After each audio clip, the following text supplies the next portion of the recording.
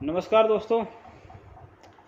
उम्मीद है आप सभी लोग सकुशल होंगे, सुरक्षित होंगे अपने घरों में इस कोरोना काल में।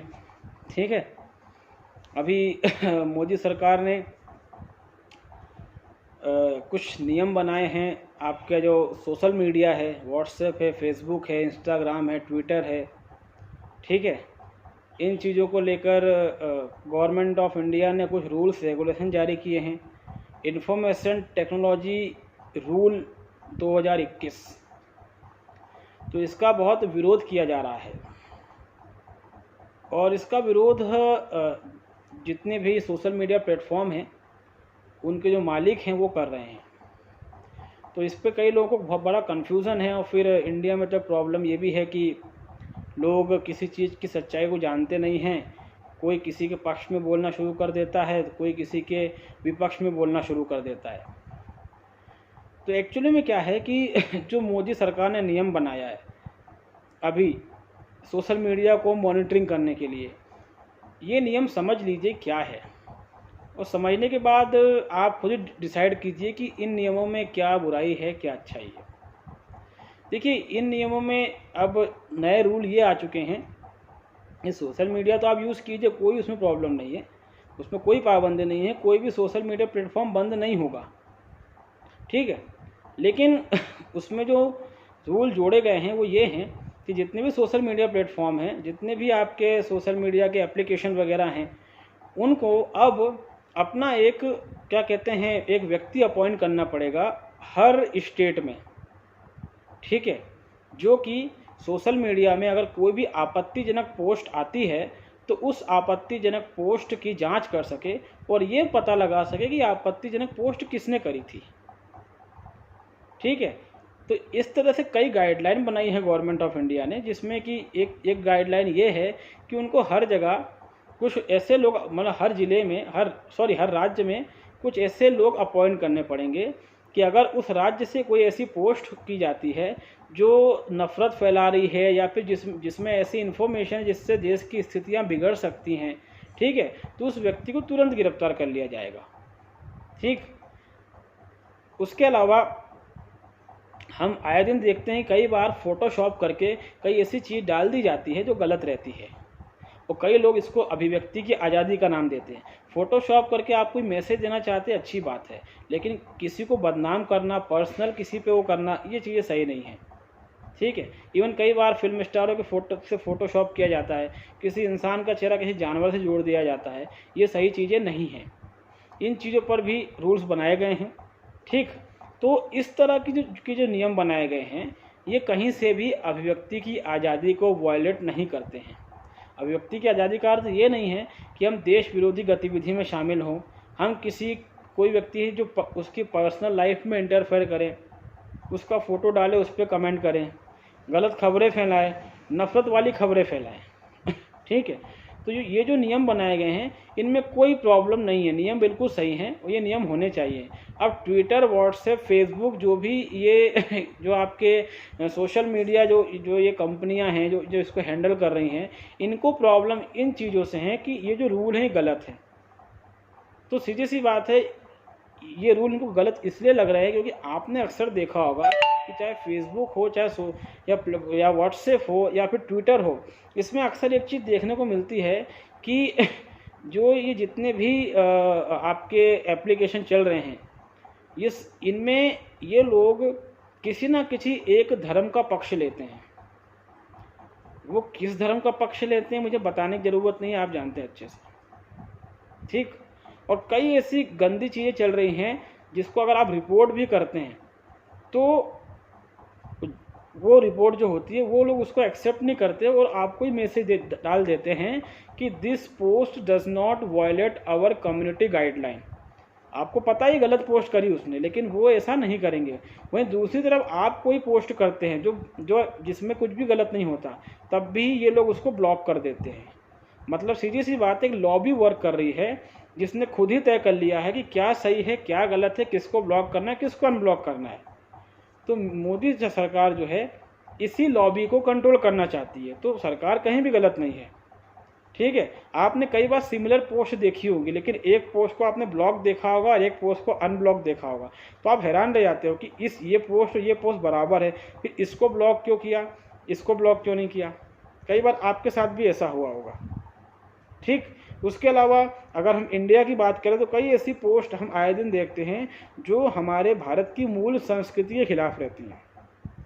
ठीक है, और उसको भी कई लोग अभिव्यक्ति की आज़ादी के नाम पे डाल देते हैं और हम चाह कर भी कुछ नहीं कर पाते। इसके अलावा कई ऐसे लोग हैं आपके देश में जिनको हम वाइट कॉलर क्रिमिनल्स कह सकते हैं, जिनका संबंध मीडिया से है, राजनीतिक पार्टी से है, और ये तथाकथित विद्वान लोग खुद को समाज सेवक भी कहते हैं। इनकी आए दिन की पोस्ट ऐसी होती है सोशल मीडिया में जिससे देश में बहुत ही अराजकता का माहौल फैलता है। ठीक, तो इन चीज़ों पर ही लगाम लगाने के लिए गवर्नमेंट ने ऐसे कदम उठाए हैं, तो इन कदमों में कोई बुराई नहीं है।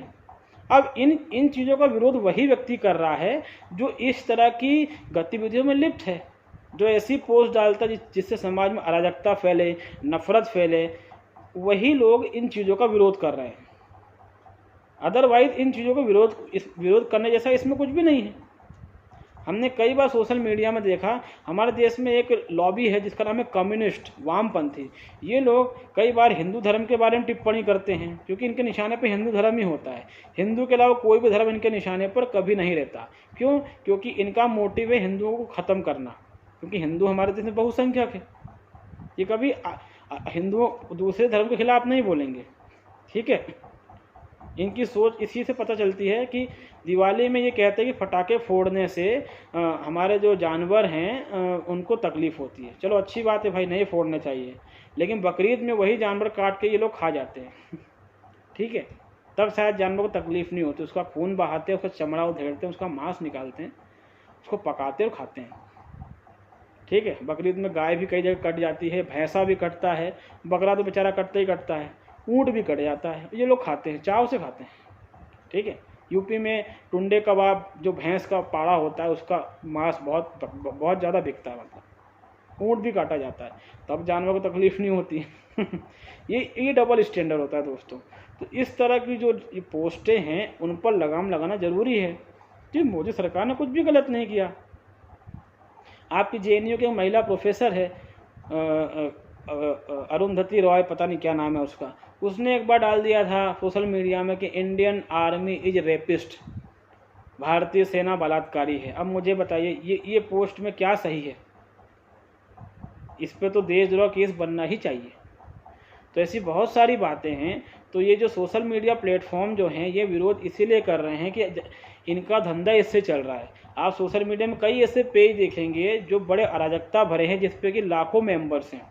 इन पेजों से फेसबुक हो गया और क्या ट्विटर हो गया, इनको मोटा अमाउंट मिलता है हर महीने का, और ऐसे सैकड़ों नहीं हजारों लाखों पेज भारत में चल रहे हैं।